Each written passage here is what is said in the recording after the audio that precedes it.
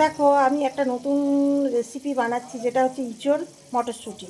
তো ইঁচড় মটরশুঁটি বানাতে গেলে কী কী প্রসিডিওর করতে হয় দেখো।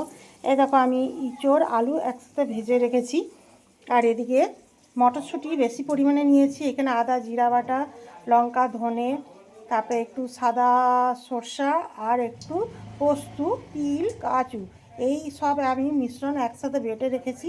এটাকে আমি এবারে মশলাটাকে কষার সময় দিয়ে দেবো।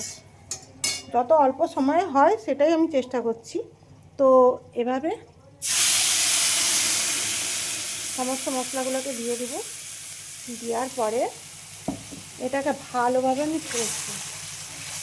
মশলার পরিমাণটা একটু গাঢ় গাঢ় হলে আর টেস্টি হবে খেতে। তো এবারে তুমি একটু হাই ফ্লেমে এই মশলাটাকে কষতে থাকবে। কষতে কষতে যখন ভালোভাবে এটাকে কষা হয়ে যাবে, তখন তুমি এটার মধ্যে ইঁচড় আলু দিয়ে ভালো করে রান্না করে ভগবানকে নিবেদন করতে পারো।